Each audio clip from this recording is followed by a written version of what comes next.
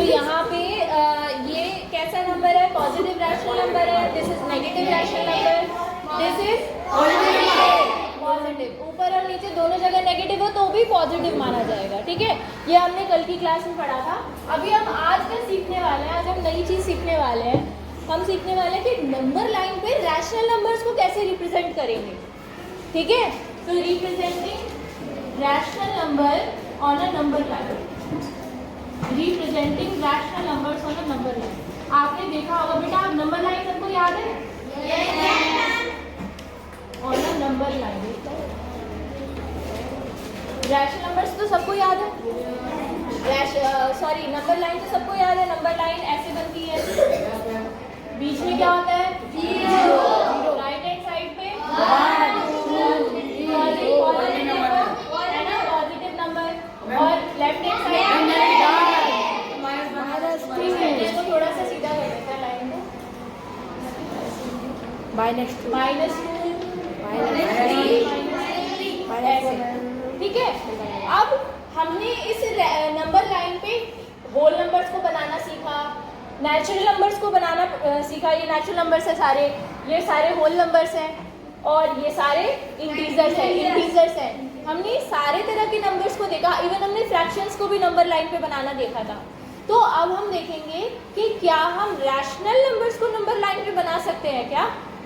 अगर मैं आपसे कहूँ एक रैशनल नंबर है 1/2, 1/2 का मतलब आधा, आपको क्या लगता है वो नंबर लाइन पे कहाँ पर होना चाहिए? जीरो के बगल में। कहाँ? आ जाओ, चौक से दिखाओ। वेरी गुड, बहुत बढ़िया, शाबाश। 0 और 1 के बीच में, शाबाश, बहुत अच्छे।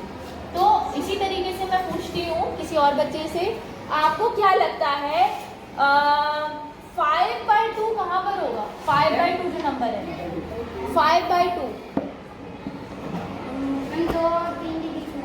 2 और 3 के बीच में। एग्जैक्टली। कैसे पता चला मनीष आपको कि 5/2 यहाँ पर होगा?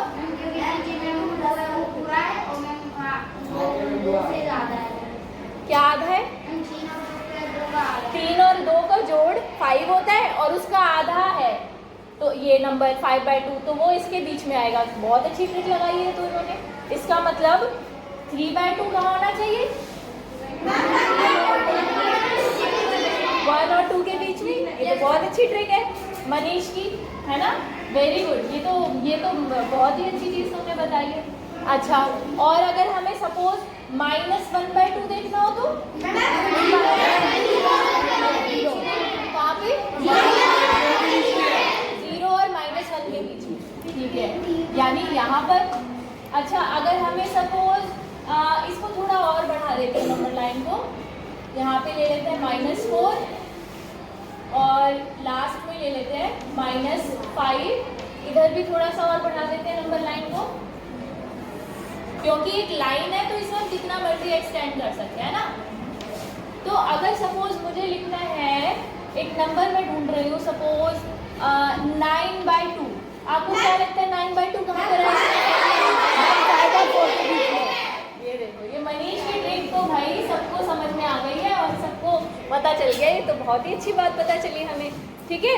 तो यस, एग्जैक्टली 9/2 वहाँ पर आएगा। वैसे भी 9/2, 9 का आधा कितना होता है? 4.5। 4.5 कहाँ आएगा? 4 और 5 के बीच में, राइट। 4.5 कहाँ होगा? 4 और 5 के बीच में। तो ये तो हुआ एक सिंपल मेथड नंबर्स को फाइंड करने का, रैशनल नंबर्स को नंबर लाइन पे फाइंड करने का, ठीक है। अगर मान लो ऐसा नंबर हो जिसके अपॉन में 2 ना हो, तब क्या करोगे? मान लो एक नंबर इस तरह का है, रैशनल नंबर तो कुछ भी हो सकता है ना, जरूरी थोड़ी ना उसके अपॉन में 2 ही हो, है ना। जरूरी थोड़ी ना कि उसके अपॉन में 2 ही होगा। अच्छा, मान लो अगर मैंने तुमसे पूछा होता कि बताओ, इसे मिटा रही हूँ, इन वाले रैशनल नंबर्स को जो हमने निकाल लिए, इनको ये तो समझ में आएगी होंगे सबको। जैसे सपोज हमें एक नंबर चाहिए 1/3 या 2/3, तो ये नंबर अब इस रैशनल नंबर लाइन पे बनाना है, तो ये नंबर कहाँ पर होगा? इस नंबर लाइन 1 और 2 के बीच में, पर यहाँ तो 1/2 था। अच्छा, चलो देखते हैं। आप सही कह रहे हैं या नहीं कह रहे हैं। जरा इसे डिवाइड करना, 3 से 2 को डिवाइड करना, जरा वैल्यू कितनी आ रही है डेसिमल में निकालो। 3 से 2 को डिवाइड करो, न्यूमेरिकल वैल्यू फाइंड करो इसकी। मुझे इतना बता दो कि ये जो नंबर है ओवरऑल ये 1 से छोटा है या 1 से बड़ा है? बड़ा है, पक्का? अच्छा, डिवाइड करके देखना कितना आ रहा है। छोटा है ना, कितना आ रहा है? डिवाइड करके देखो कितना आ रहा है। 1 पॉइंट समथिंग आ रहा है या 0 पॉइंट समथिंग आ रहा है? 1 पॉइंट समथिंग आ रहा है। अच्छा, 3 से जरा 2 को डिवाइड करना। 3 से 2 को ही तो डिवाइड करोगे वैल्यू निकालने के लिए डेसिमल में। और कैसे डेसिमल में कन्वर्ट कर रहे हो आप? कितना आ रहा है?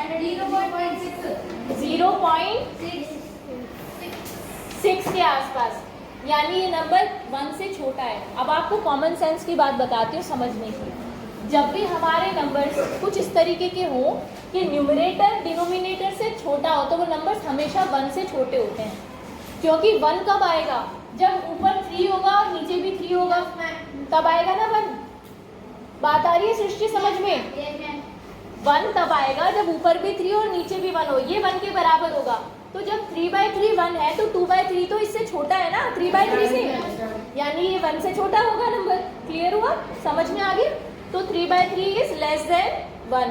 अच्छा, इसी तरीके से अगर मैं आपसे पूछूं कि बताओ बेटा 4/3 1 से छोटा होगा या बड़ा होगा? 3/3 1 है, 4/3 कैसा होगा? बड़ा या छोटा? बड़ा।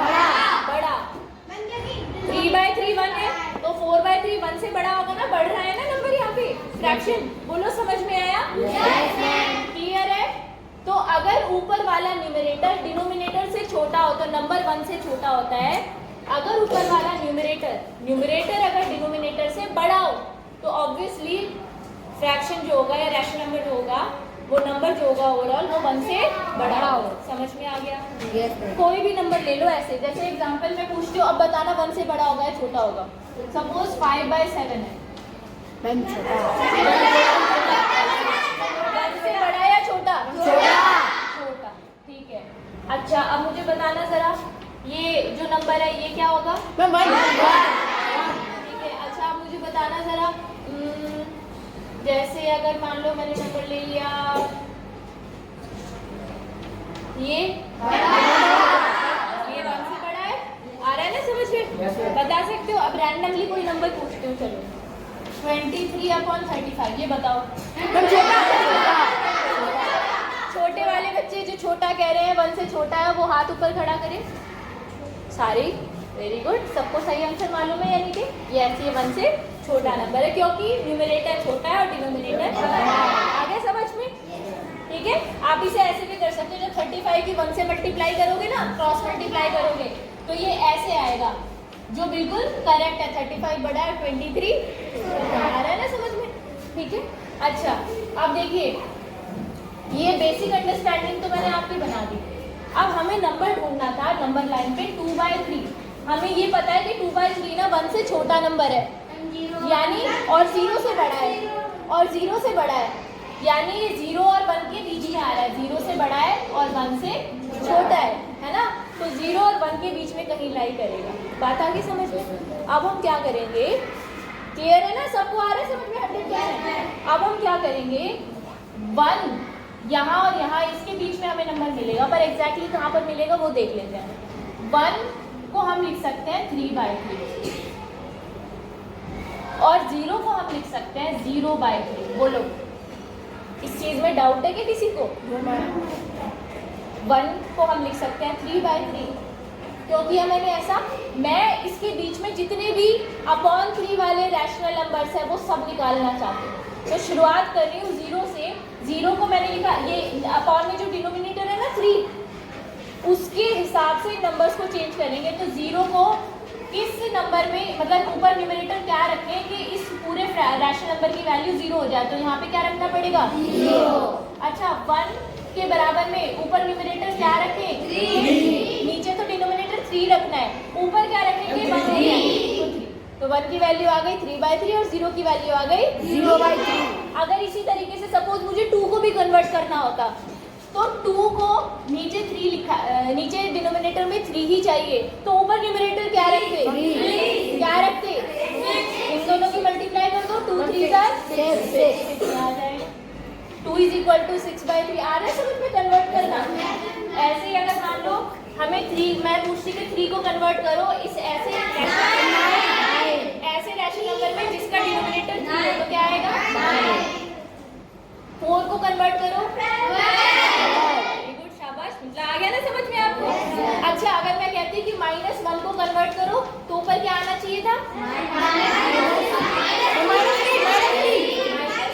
शाबाश, -3। अगर मैं कहती -2 को कन्वर्ट करो बेटा, -6 और 3 को जब आप कैंसिल करोगे तो तभी आपको वापस -2 मिलेगा। या अगर आपको ये चीज भी नहीं करनी है तो आप सिंपली क्या करो, -2 की 3 से मल्टीप्लाई कर दो, ये आ जाएगा आंसर। आ गया समझ में? यस। अब ये चीज समझ ली हमने कि हम कैसे होल नंबर्स को रैशनल नंबर के बराबर रख सकते हैं, यानी ये होल नंबर्स इन रैशनल नंबर्स के बराबर है। 0 को हम रैशनल नंबर इसीलिए कहते हैं, 0 इज अ रैशनल नंबर, जबकि वो अपॉन की फॉर्म में तो होता नहीं है ना। वो क्यों कहते हैं हम रैशनल नंबर्स? क्योंकि 0 को आप किसी भी नंबर के ऊपर अगर एज ए न्यूमरेटर बना के रख दो तो वो एक ओवरऑल रैशनल नंबर बन जाएगा। 0.3 भी 0 होगा, 0.7 भी 0 होगा, 0.99 भी 0 होगा। That's why 0 is a rational number. Clear है? ठीक है, अभी हम क्या करेंगे, देखिए हमें ढूंढना है कौन सा नंबर, 2/3। 0/3 कहाँ पर है? यहाँ पर है। 3/3 कहाँ है? यहाँ है। 0/3 और 3/3 के बीच में नंबर्स बताओ कौन कौन से आने चाहिए? 1/3। यस, यहाँ पर आएगा 1/3, यहाँ पर 2/3, यहाँ पर आएगा 2/3, 1/3 और यहाँ आ गया 3/3। ये एक्चुअली 2/3 थोड़ा सा और इधर आएगा, इनके ये बीच में 2 नंबर है ना इसमें, तो उन दोनों नंबर्स को हम इस तरीके से लिखेंगे, this is 1/3 and this is 2/3। क्या हमें मिल गया? क्या हमें मिल गया वो नंबर जो हमें चाहिए था? आया समझ में? चलो इतना काम नोट करो बेटा, ये टेप तुमने हिला दिया पूरा, कॉन्टिन्यूसली टेबल हिला के पूरी रिकॉर्डिंग